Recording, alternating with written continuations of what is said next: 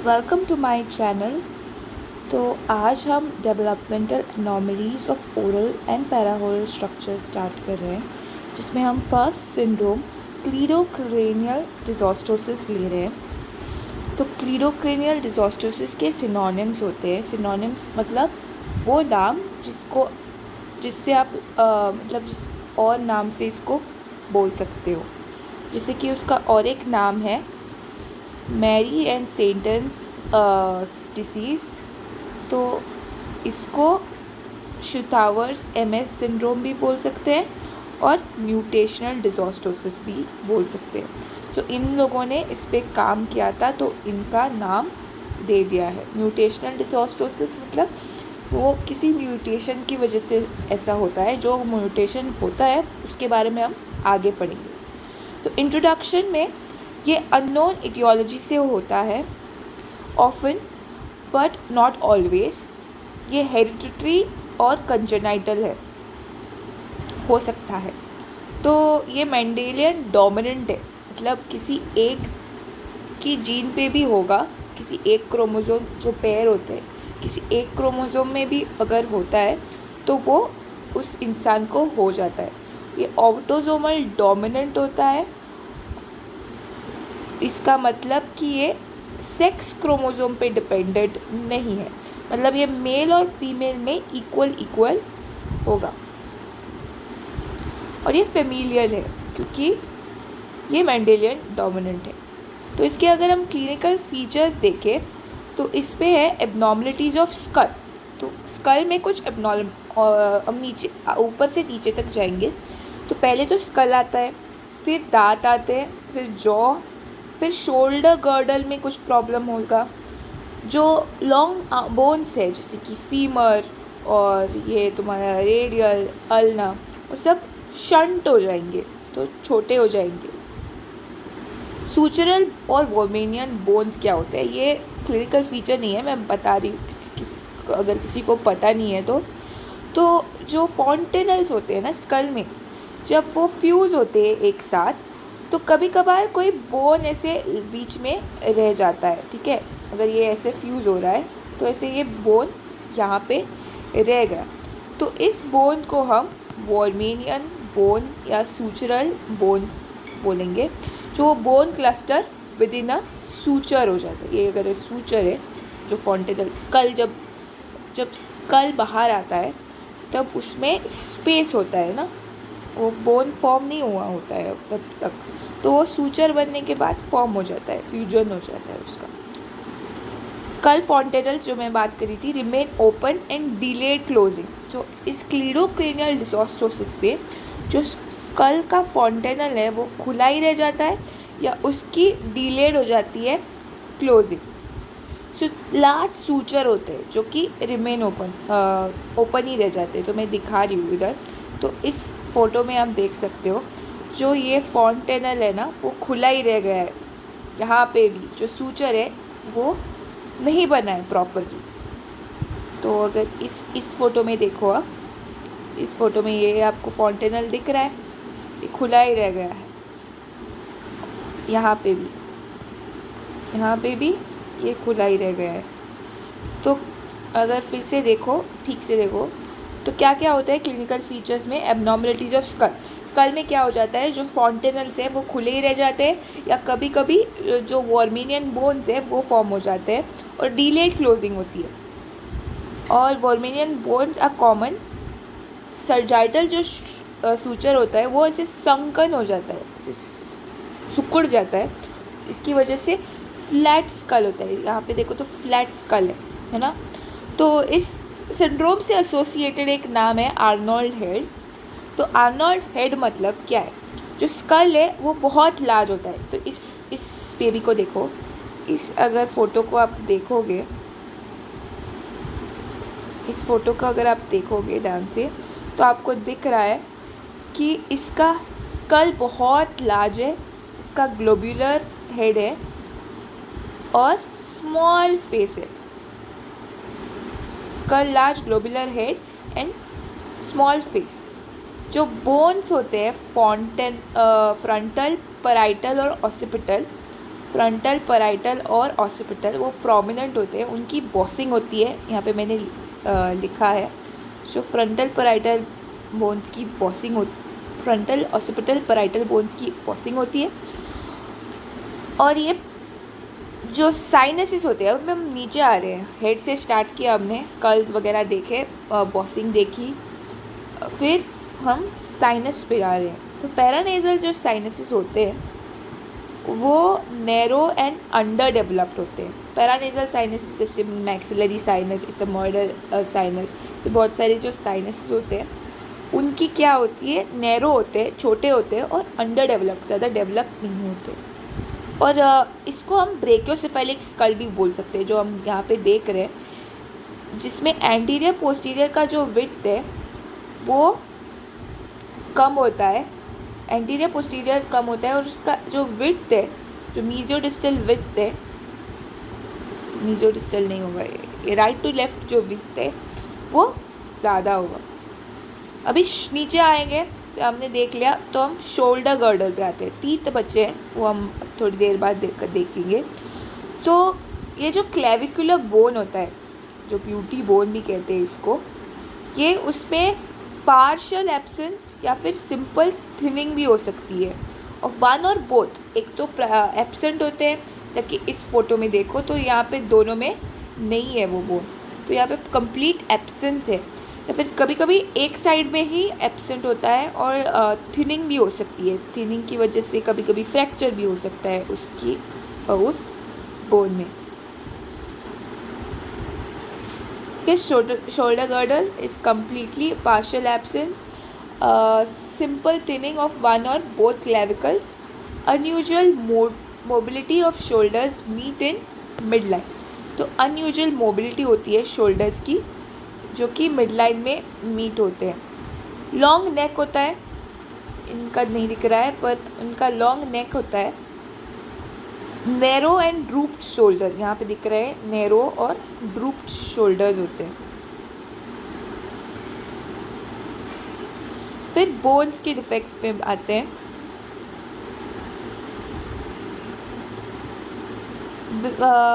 Defects in vertebral column, pelvis, long bones, digit bones. तो vertebral column में कोई defect हो सकता है, पेल्विस में डिफेक्ट होता है, और लॉन्ग बोन्स जो कि मैंने बोला था स्टार्टिंग में शंट होते हैं बोन्स, और डिजिट बोन्स फेलेंजिस में डिफेक्ट हो सकता है, मतलब छोटे हो सकते हैं या फिर कोई ऐसे ग्लोबुलर हो सकते हैं, डेंसिटी कम हो सकती है। मसल एनॉमलीज क्या है, सेकेंडरी टू बोन इन्वॉल्वमेंट, अगर बोन इन्वॉल्व है तो ही मसल एनॉमलीज होगी इसकी। नॉन यूनियन मैंडिबुलर सिम्फाइसिस हो सकता है, जो कि जब मैंडिबुलर के प्रोसेस है मैंडिबुलर सिम्फाइसिस पे मिलते हैं, वो अगर नहीं मिला तो नॉन यूनियन हो सकता है, मैंडिबुलर सिम्फाइसिस फॉर्म ही नहीं हो सकता है, तो फिर सर्जरी की ज़रूरत। अभी हम हमारे मेन पार्ट पे आते हैं, जो कि है ओरल मैनिफेस्टेशन। ओरल मैनिफेस्टेशंस क्या क्या है इसमें। फर्स्ट इज़ जो पैलेट होता है, पैलेट हाई आर्क्ड है, नैरो होता है, छोटा होता है, और कभी कभी क्लेफ्ट पैलेट भी हो सकता है। जो मैक्सिला है इट इज़ अंडर डेवलप्ड और mandible is enlarged. So maxilla is under developed और जो मैक्सिला है मैं ड्रॉ करके बता, ये तुम्हारा मैक्सिला, मेरे दांत बहुत फनी है, ठीक है, और ये मैंडिबल। सो मैंडिबल एनलार्ज होता है और मैक्सिला, तो ये क्लास 3 दिखेगा तुमको, क्लास 3 माल ओक्लूजन, इसकी वजह से क्लास 3 माल ओक्लूजन हो जाएगा, है ना। फिर हम आगे जाते हैं, जो लेक्राइमल जाइगोमेटिक बोन होते हैं, लेक्राइमल और जाइगोमेटिक बोन दोनों अंडर डेवलप्ड होते हैं, ठीक है।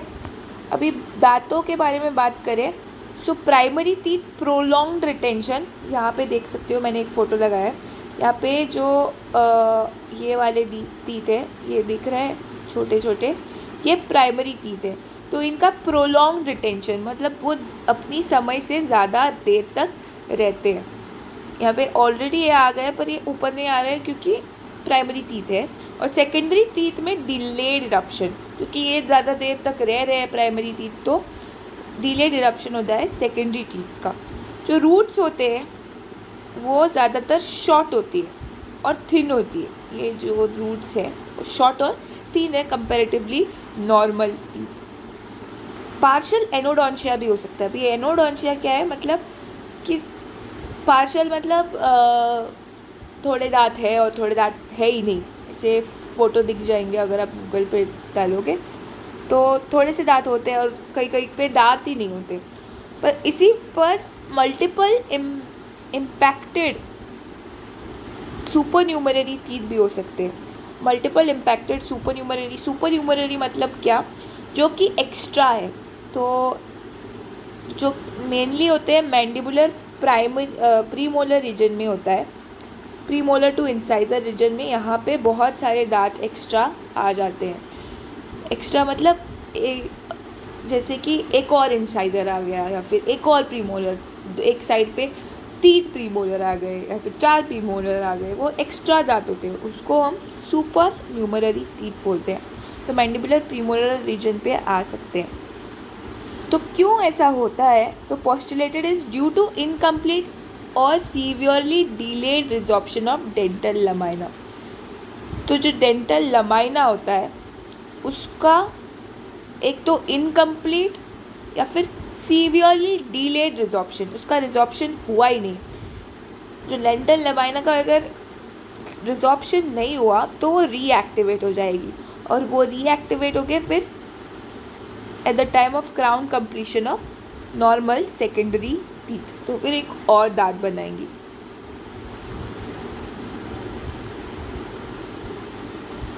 अभी हम उसके हिस्टोपैथोलॉजी पे आते हैं। तो हिस्टोपैथोलॉजी में क्या क्या दिख रहा है उसके हिस्टो में, स्लाइड में। तो जो रस्टन बॉडीज़ होती है, ये रस्टन बॉडीज़ क्या है, जब कोई एपिथेलियल सिस्ट होता है या फिर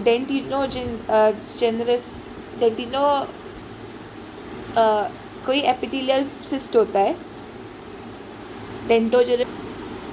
कोई डेंटिजरस सिस्ट होता है, तो ऐसे हाइलिन बॉडीज़ होते हैं प्रेजेंट यहाँ पे जैसे आप देख रहे हो, तो इसको हम रस्टन बॉडीज़ बोलते हैं। पर ये क्लीडोक्रेनियल में एब्सेंट होती है। कहाँ पे होती है, नेगेटिव और एब्सेंट और पॉजिटिव मतलब कम होती है, of cellular cementum on roots of secondary, क्या पढ़ती मैंने ही लिखा है, on roots of secondary teeth. ये क्यों होता है, because of failure of eruption. तो रस्टन बॉडीज होते ही नहीं और सेलुलर सीमेंटम कम होता है रूट्स पे सेकेंडरी टीथ के। देन होपवेल स्मिथ पता होगा, जब सीमेंटम और डेंटिन यहाँ पे मिलते हैं तो यहाँ पे hyaline layer of Hopewell Smith होते हैं। तो क्या है होपवेल स्मिथ, यहाँ से जो क्या आता है, यहाँ से जो ओडोंटोब्लास्ट के प्रोसेसेस है, यहाँ पे बहुत सारे ऐसे आके ब्रांच हो जाते हैं और फिर लूप इन हो जाते हैं, तो ये बनता है ना। तो ये नहीं होता कभी, no increase in thickness of acellular cementum, ये एक और बात है। और ये कभी कभी होता ही नहीं है, नहीं होता है बोथ प्राइमरी और सेकेंडरी में। तो ये क्यों बोला जाता है, failure of cementum formation due to mechanical resistance to eruption by dense alveolar bone overlying unerupted teeth. तो क्यों होता है, इस जो इरप्ट कर रहे होते हैं ना दांत, जब ये बोन रहा, जब यहाँ से दांत इरप्ट कर रहे होते हैं ना, तो ये जो बोन है ये बहुत डेंस होता है, तो ये इसकी इरप्शन को रेजिस्ट करते, इसीलिए जो सीमेंटम एसेलुलर सीमेंटम है उसका फॉर्मेशन कम होता है और ये इम्पैक्टेड अंदर ही अनइरप्टेड टीथ रह जाता है। अभी ये जो हम पढ़ रहे हैं स्ट्रक्चर ऑफ क्रोमोसोम, ये मैं रीड करना सिखा रही हूँ क्योंकि आगे हमको लगेगा यूज़। तो ये स्ट्रक्चर का एक शॉर्ट आर्म होता है क्रोमोसोम का और एक लॉन्ग आर्म होता है, ठीक है। शॉर्ट आर्म को पी बोलते हैं, लॉन्ग आर्म को क्यू बोलते हैं, पता ही होगा। क्रोमोसोमल लोकेशन क्या होता है? अभी अगर आपको ऐसे लिया है 7q31.2, तो आप इसको पढ़ोगे कैसे? तो बोलोगे कि लॉन्ग आर्म जो कि Q arm of 7 chromosome, region 3, band 1 और सब बैंड 2, ऐसे आप बोलोगे। क्या बोलोगे?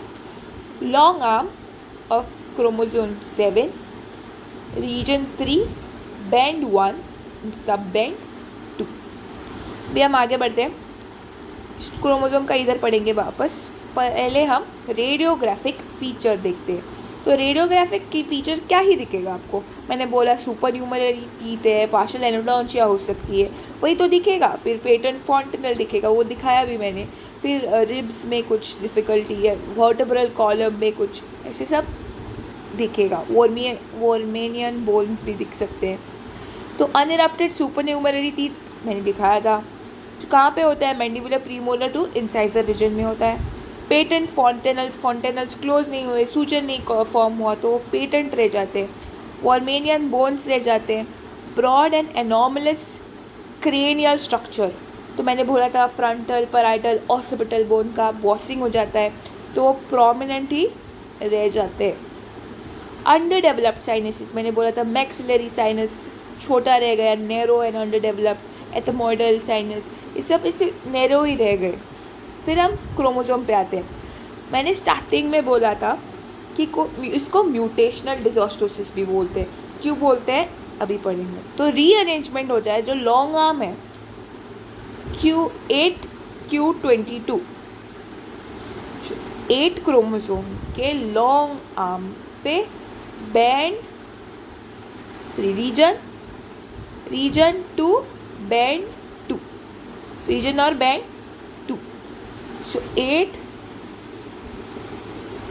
Q मतलब लॉन्ग आर्म, रीजन क्या होगा 2, बैंड भी 2। तो हमको पढ़ना आ गया। And long arm of 6, long arm मतलब Q हो जाएगा। सो म्यूटेशन होता है CBFA1 जीन में। ये CBFA1 जीन क्या है? Core binding factor alpha gene, जो कि लोकेटेड होता है क्रोमोसोम P। तो रीअरेंजमेंट हो जाता है इनमें और म्यूटेशन हो जाता है इस जीन में, जो कि प्रेजेंट होता है 6 short arm, reason 2, band 1, sub band नहीं दिया है इधर। तो mutation in CBF alpha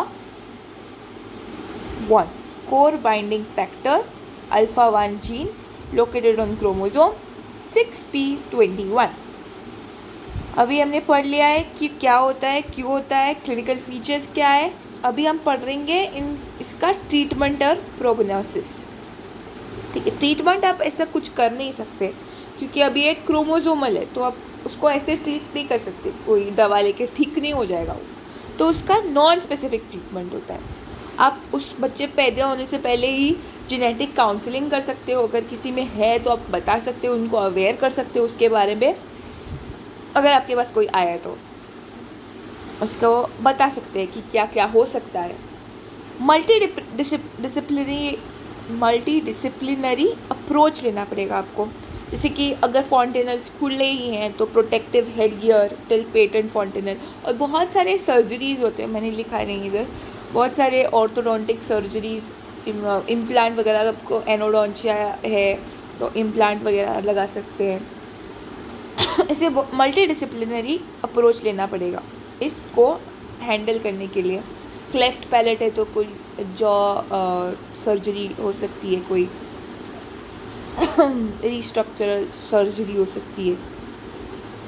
differential diagnosis और कौन सा है जो आप थिंक कर सकते हो? अगर आपने कोई पेशेंट देखा जिसमें से ब्रॉड हेड है और ऐसे बहुत सारी सुपरन्यूमररी टीथ है और ऐसे डॉर्फ है, तो आप क्या सोचोगे? ये क्लीरोक्रेनियल सोचोगे। और एक और सिंड्रोम है जैसे इसी की तरह दिखता है पर डिफरेंट है, दैट इज पिक्नोडिसोस्टोसिस, PYCNODYSOSTOSIS।